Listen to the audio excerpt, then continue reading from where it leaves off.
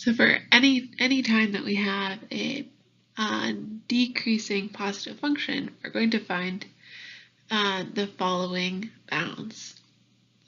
F of 2 plus f of 3 all the way up to f of n, this first partial sum, is going to be less than or equal to the integral from 1 to n of f of x dx. And this is less than or equal to this partial sum we saw before, f1 plus f2 all the way up to plus f of n minus 1.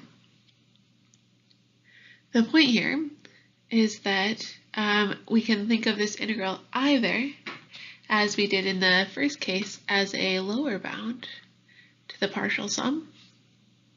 So this was s n minus 1. Or, in this case, we're going to think of it as an upper bound.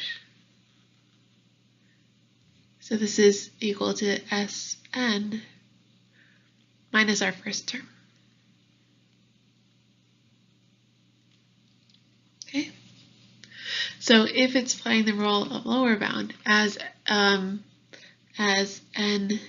goes to infinity, we're going to find that the integral from 1 to infinity of f of x dx is less than or equal to this series from n equals 1 to infinity of f of n. Okay, and this is going to be our integral is going to be more than the integral from, the sum of from n equals 2 to infinity of f of n. Okay, so we have that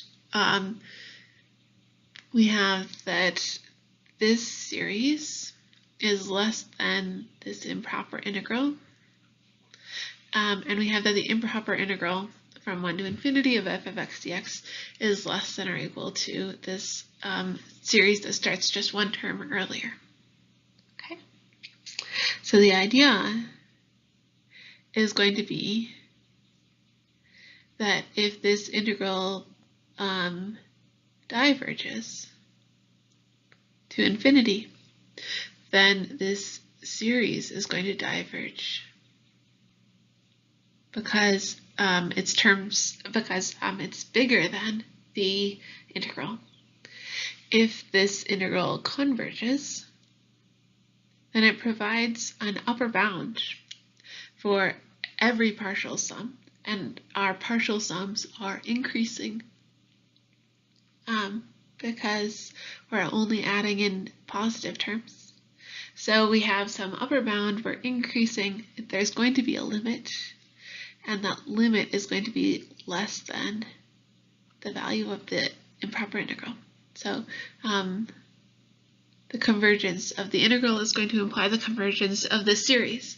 And we know that if the series starting at 2 converges, then the series starting just one term back at 1 is also going to converge. Right, because we can add f of 1 to it, and we still get a finite number.